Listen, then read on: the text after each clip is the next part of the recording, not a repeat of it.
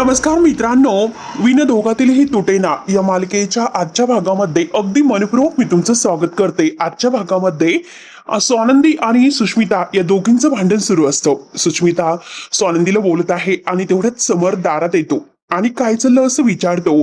आणि तेव्हा आता सगळेजण समरकडे धक्क्यानेच बघत असतात की समर असा अचानक कसं आलं असेल.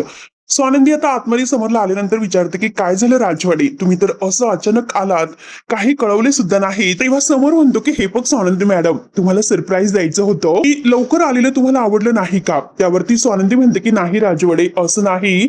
अर्थात म्हणजे आता स्वानंदीला सुष्मिताने अंशुवंशी लग्न केलेलं आहे याची भीती असते, म्हणून ती जरा आता कावरी बावरी होते. त्यानंतर आता समोर म्हणतो की मग तुमचे सगळ्यांचे चेहरे असे का दिसतात, काय झालं, सगळेजण इतके टेन्शन मध्ये का आहेत. आणि तेवढ्यात आता सगळेजण एकमेकांकडे बघायला सुरुवात करतात आणि समोर सुष्मिताकडे बघतोय, विचारतोय की सुष्मिता केव्हा आली आणि काय सुष्मिता, अगं तुझं लग्न केव्हा झालं आणि काय खरंच लग्न झालं की ऑडिशन वगैरे करते. तेव्हा स्वानंदी मात्र सुष्मिताकडे बघत असते, नक्की काय उत्तर द्यावं तेच काही कळत नसतं. तेव्हा आता सुष्मिता म्हणते की नाही, खरंच माझं लग्न झालेलं आहे.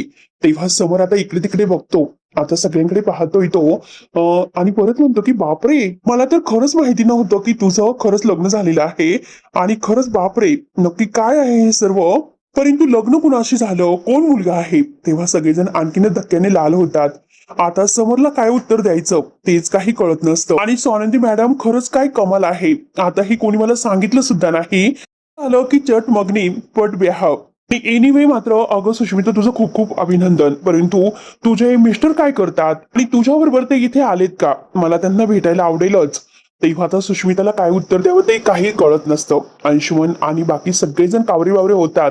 समरला नक्की काय उत्तर द्यायचं हेच त्यांना काही कळत नसतं. एकतर स्वानंदीला घाम फुटलेला असतो. ती म्हणते की राजवाडे, तुम्ही खूप लांबचा प्रवास करून आलेला आहे, चला प्लीज आता फ्रेश व्हा. समर म्हणतो की हो अगं मी फ्रेश होतो, परंतु मला अगोदर सुष्मिताच्या मिस्टरांना तर भेटून दे. आणि हे बघ आजी, अगं बायकोच्या बहिणीच्या नवऱ्याला मात्र साडू म्हणतात, हो की नाही. आजी हो म्हणते आणि लगेच समोर म्हणतो की मग आहेत कुठे माझे साडू, मला त्यांना भेटायचं आहे. तेव्हा लगेच आता स्वानंदी मात्र समरला आता रूममध्ये घेऊन जाण्याचा प्रयत्न करते आणि म्हणते की राजवाडे हे बघा प्लीज, तुम्ही शांत व्हा आणि चला बरं प्लीज माझ्या बरोबर तुम्ही रूममध्ये करा चला.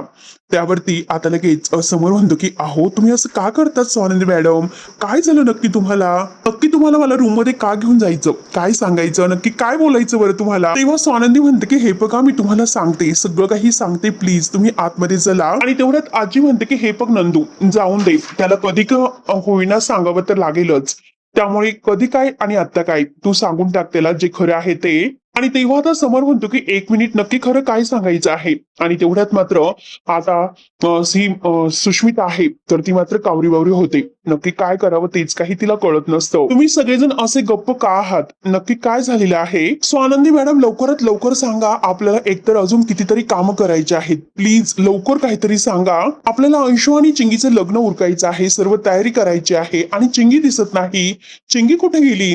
म्हणून आता तो सगळ्यांना विचारत असतो. सगळ्यांचे चेहरे मात्र पूर्णपणे पडलेले आहेत. बरं ठीक आहे, मी तिच्याशी बोलतो आणि आजच मात्र मी गुरुजींना मुहूर्त काढून आता सगळं काही व्यवस्थित तयारी करायला सांगतो. त्यावरती आजी म्हणते की काहीही सांगू नकोस, म्हणजे मुहूर्त काढण्याची गरज नाही. त्यावरती समोर म्हणतो की अगं आजी तू असं काय बोलतेस, कुठलंही कार्य करताना मात्र आता सगळं काही अगदी चांगला दिवस बघून केलं पाहिजे, हो की नाही.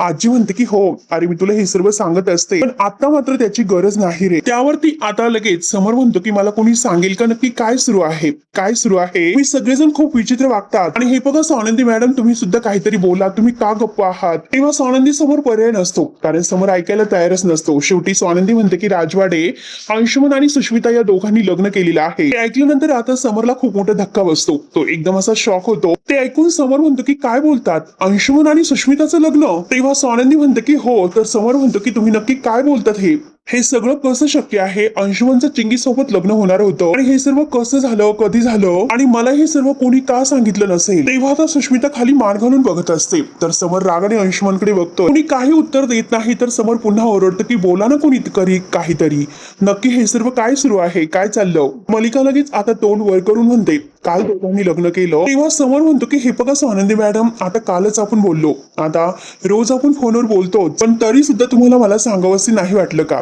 त्यावरती स्वानंदी म्हणते की सॉरी. समर चिडतो. समर म्हणतो की अहो ही मोठी गोष्ट नाही का? जर तुम्ही मला हे सर्व सांगितलं असतं तर हातातील काम टाकून मी परत आलो असतो. एवढी मोठी गोष्ट अंशुमनने लग्न केलं आणि तुम्ही तरी सुद्धा मला का सांगितलं नसेल? पण चिंगी कुठे आहे? चिंगी कुठे आहे सांगा लवकर. आहे तरी ती कुठे? तिला हे सर्व कळालेले आहे का? आणि ती सर्व काय म्हणाली?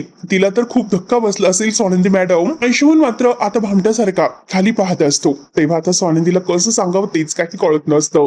ती आता म्हणते की हे बघा राजवाडे, प्लीज ऐका ना, तुम्ही चला ना माझ्या बरोबर, आपण बोलूयात ना, प्लीज चला या बरं. आणि स्वानंदी मात्र समरला आतमध्ये घेऊन जाते. तेव्हा लगेच मलिका ही आजीला म्हणते की आई प्लीज, अहो तुम्ही तरी समजावा ना, समर खूप चिडलेला आहे, तुम्ही जर समजवलं तर तो नक्की शांत होईल, म्हणजे तो अंशूवर जास्त रागवणार नाही. मलिका मात्र आता आजी समोर हात जोडते आणि विनवण्या करते. आजी मात्र स्पष्ट उत्तर देते, मी पिंट्याला काही समजवणार नाही, चिडला तर चिडून दे, व्हायचं असेल ते होईल आणि तू उत्तर देण्यासाठी तयार राहा, तुझं काय आहे ते बघून घे. तेव्हा आता मलिकाला टेन्शन येते, पण अंशुमन म्हणतो की शिट, आता तर आणखीन एक उत्तर ऐकून घ्यावं लागेल. ती तोऱ्यातच आतमध्ये निघून जातो. समर आणि स्वानंदी आतमध्ये आल्यानंतर समर म्हणतो की आपण दिवसातून 2-3 वेळेस मात्र फोनवर बोलत होतो, मग एकदा सुद्धा तुम्हाला का सांगावं असं वाटलं नसेल? बाकी सगळ्या गोष्टी तुम्ही मला सांगायच्यात, आपण इतका वेळ गप्पा करायचो, मग ही गोष्ट तुम्ही मला का सांगितलं नसेल? काय हे सर्व लपून ठेवलं? म्हणजे याचा अर्थ असा होतो, जेव्हा आता आपण फोनवर बोलत होतो तेव्हा सुष्मिता अंशुमनची बायको या घरामध्ये वावरत होती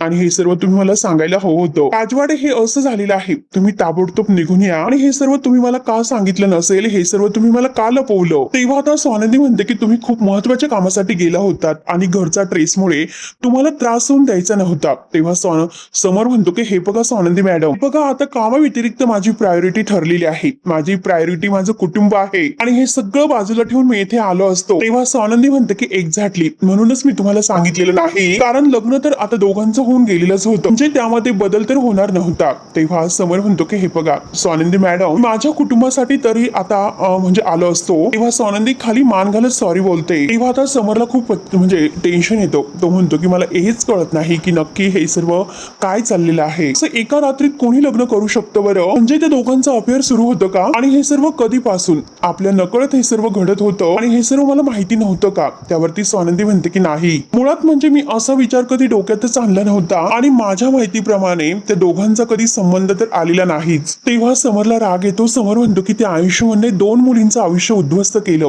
कळतं का स्वानंदी मॅडम तुम्हाला? आणि त्यापेक्षा किती असं मुलींचं आयुष्य उद्ध्वस्त केलेलं आहे. हे बघा प्लीज, सुरुवातीपासून जे जे काही घडलेलं आहे तर ते प्लीज सांगा. तेव्हा स्वानंदी म्हणते की हे बघा, तुम्ही जेव्हा अंशुवंशी ठरवलं होतं बोलण्याचं आणि आम्ही तुमच्या कॉलची वाटच बघत होतो, ते घडलेला सर्व काही प्रकार आता स्वानंदी समरला सांगते. समर एकदम शॉक होतो, खालीच बसतो. स्वानंदी म्हणते की हे बघा राजवाडे, मला स्वतःला हे लग्न तर मान्य नाही, पण भविष्यामध्ये सुद्धा हे मी कधीच मान्य नाही करू शकत. आणि कायद्याने त्यांनी आता हे लग्न केलं, मग आता हे सिच्युएशन मध्ये काय करायचं तेच कळत नाही. त्यावर समर म्हणतो की हे बघा, मला सांगा, तुमचे बाबा रोहन आदिराया कुणालाच याची कल्पना नव्हती का? स्वानंदी म्हणते की आईने मात्र सगळ्यांपासून सगळं काही लपून ठेवलं होतं. बाबांशी माझं बोलणं झालं, त्यांच्या पाठीमागे हे सर्व सुरू होतं. ती आपली मुलगी आहे आणि तिचं लग्न झालं, मग आता काही बदल नाही होऊ शकत. तर समोर म्हणतो की तुम्हाला सुद्धा असंच वाटतं का? स्वानंदी म्हणते की नाही, मला असं नाही वाटत, परंतु खूप हतबल वाटतं. आजपर्यंत मात्र अंशुमनच्या सगळ्या गोष्टी मी समोर आणत आलेल्या आहे. माझी स्वतःची बहीण कशी आज या सगळ्यात फसली आणि ती अंशुमन बरोबर आहे हाच विचार मला सहन होत नाही. तरी सुद्धा आपण काहीच करू शकत नाही. तर समोर म्हणतो की का करू शकत नाही? आपण करू शकतो. मला तुमचं माहिती नाही, पण मला हे लग्न मान्य नाही. अंशुमनची मनमानी मी नाही चालून देणार. बघतोच मी त्याच्याकडे, असे बोलून रागाने तावतावाने समर मात्र अंशुमनच्या रूम मध्ये येतो. अंशुमन मात्र आता बॉक्सिंग करत असतो. जोरजोराने मात्र तो आता त्या बॅगला मारत असतो आणि तेवढ्यात समर येतो. समर म्हणतो की अंशुमन, एकदा नाही दोनदा नाही अंशुमन म्हणतो, परंतु हा काही लक्ष देतच नसतो. समर जोराने त्याचा हात ओढतो आणि जोरात अंशुमन असं ओरडतो आणि मी तुझ्याशी बोलतो असं मोठ्या आवाजात म्हणतो. तेव्हा आता अंशुमन घाबरतो आणि म्हणतो की सॉरी दादा, अरे मला तुझा आवाजच नाही आला, बोल ना. समर म्हणतो की कोण आहेस तू आणि हे सर्व तुझं काय चाललं? अरे हा सगळा माज तुझ्यामधून कुठून आला आणि कुठला हा तुझा ऍटिट्यूड? आणि या सगळ्या मुलींच्या आयुष्याशी खेळतो, काही वाटतं की नाही चिंगीशी प्रेमाशी नाटक केलं आणि आता सुष्मिताच्या प्रेमाशी खेळतो, तिच्याशी लग्न केलंस आणि तुला तुझ्या वागण्याची लाज नाही का वाटत? हे जे काही वागतो, अरे अंशू तू असं नव्हता, नक्की तुझं हे काय झालं? तेव्हा आता अंशू म्हणतो की हे बघ दादा, मी तुझा राग समजू शकतो, पण ह्या केसमध्ये तर तू कधी मला समजूनच घेतलं नाही रे. समर म्हणतो की अरे तुला चिंगीशी लग्न करायचं होतं, करणार होता तू. तेव्हा अंशू म्हणतो की मी करणार नव्हतो, तुम्ही मला फोर्स केलं होतं म्हणून. अरे ती तुझ्या बाळाची आई होणार होती. तेव्हा अंशू म्हणतो की अरे दादा, आजकाल आमच्यामध्ये ह्या अशा गोष्टी आहे ना, इतके सिरियसली कोणी घेत नसतं. अफेअर होत असतात. अरे तसं जर असतं तर प्रत्येकाची 5-6 लग्न झाली असती. आणि ती चिंगी ती गावाकडून आलेली आहे आणि ती गावाकडची मुलगी, मग तिला तिच्या फ्युचरची काळजी नाही, तिला फक्त मजा करायची होती आणि तिने फक्त मजाच केली. समोर म्हणतो की हे बघ अंशू, अरे एका मुलीच्या आयुष्याशी तू खेळला, ही मजा नाही. तू तिचं आयुष्य उद्ध्वस्त केला आणि तरी सुद्धा आता वर तोंड करून बोलतोस. ती वर मात्र सुष्मिताशी लग्न करतोय. तेव्हा अंशुमन म्हणतो की अरे नाही दादा, मी तुम्हाला तेच सांगतोय. अरे सुष्मिताचं माझ्यावर प्रेम होतं आणि जेव्हा तिला हे समजलं की तुम्ही माझं लग्न चिंगीशी लावून देतात, तेव्हा मात्र तिने मला धमकावलं आणि म्हटले की मी जीव देईल जर तू माझ्याशी लग्न केलं नाही का.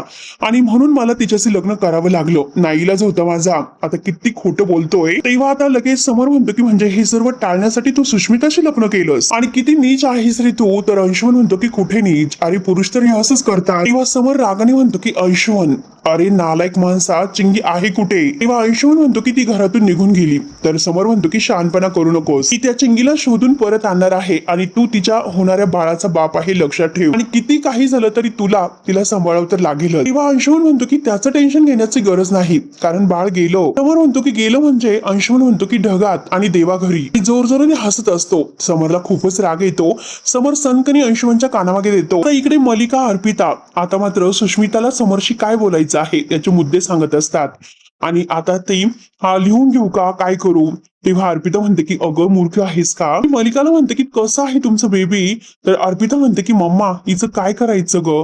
मलिका म्हणते की करू ना काहीतरी. मलिका तिला समजावते की हे बघ बाळा, अगं लक्षात ठेवायचं, हे तुझ्या आयुष्यातील एक खूप मोठं ऑडिशन आहे, एकदम असं काटेकोरपणे बोलायचं असं समजावत असते. म्हणजे असं समज तुझ्या आयुष्यातील सगळ्यात बेस्ट असे ऍक्टिंग तुला करायची आहे.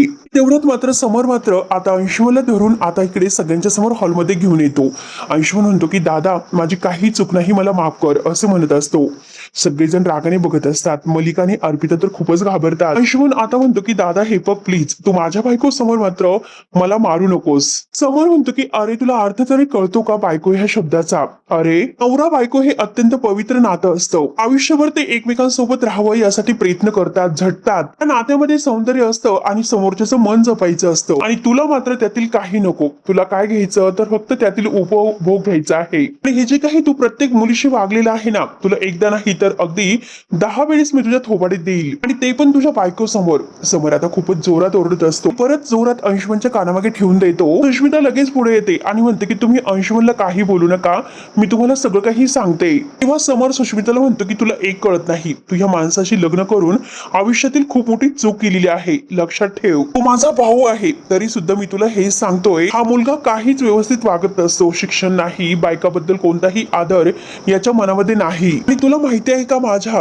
काही दिवसापूर्वी ऑफिसमध्ये त्याने एका मुलीला ब्लॅकमेल करण्याचा प्रयत्न केला होता. शेवटी त्याने चिंगीला सुद्धा जाळ्यात ओढलं आणि जन्मभराची अद्दल तिला घडवली. तुझ्यापेक्षा सुद्धा ती लहान असेल ती, आणि खरं तर याची लायकी सुद्धा नाही की आयुष्यात याची जोडीदार म्हणून घेण्याची. हे बघ सुष्मिता, आता याने अख्खं तुझं आयुष्य बर्बाद केलेलं आहे. मला माहिती नाही की याने काय सांगून तुला तयार केलं, पण आता मी आलो त्यामुळे मी तुला स्वतः सांगतो की ह्या माणसासोबत तुला राहण्याची गरज नाही म्हणून. हे बघ, मी आणि तुझी ताई तुला हे निरर्थक लग्नातून बाहेर काढू. हे बघ सुष्मिता, तू तुझ्या घरी जा, सगळं काही नीट होईल. सुष्मिता नाही म्हणते. आणि मी घरी नाही जाऊ शकत कारण मी या घरातील डॉटर इन लॉ आहे, मी कशी जाऊ घरी? समोर तरी सुद्धा तिला समजावतो की अगं तू लहान आहे, तुझं अख्खं आयुष्य तुझ्यासमोर पडलेलं आहे. हे बघा, हे माझं आयडी आपल्या मोबाईल मध्ये दाखवते आणि यामध्ये काय आहे, माझं एज 21 आणि कुठल्याही माणसाशी लग्न करण्याचा अधिकार मला पूर्णपणे आहे. तेव्हा लगेच आता स्वानंदी म्हणते की सुष्मिता, अगं ऐकून घे, तू तुझ्या चांगल्यासाठी बोलतात. सुष्मिता म्हणते की ताई, अगं तू तर काही बोलूच नकोस, आता लहान नाही. आता अशी स्पष्ट ती सुष्मिता उत्तर देते. तर स्वानंदी म्हणते की फक्त वय वाढलं म्हणून अक्कल येत नसते. जर ती अक्कल तुझ्या डोक्यात असती तर तू असल्या माणसाशी लग्न केलं नसतं. आणि आता स्वानंदी समजावत असते, परंतु ही सुष्मिता म्हणते की तू जलद झालेली आहे. मी या घरात अगदी डॉटर इन लॉ म्हणून आले तर, आणि हे सगळं तुला एकटीला एन्जॉय करायचं आहे, म्हणूनच तुम्हाला एकटीला घराच्या बाहेर काढण्याचा प्रयत्न करते. परंतु एक गोष्ट लक्षात ठेव, मी कुठेही नाही जाणार आणि मला हे लग्न नाही मोडायचं असं स्पष्ट शब्दात म्हणते. तेव्हा हे ऐकून स्वानंदीला खूप मोठा धक्का बसतो. आणि आता मित्रांनो, हा भाग येथे संपतो. पुढे नक्की काय होणार आहे हे बघायला विसरू नका. तोपर्यंत धन्यवाद.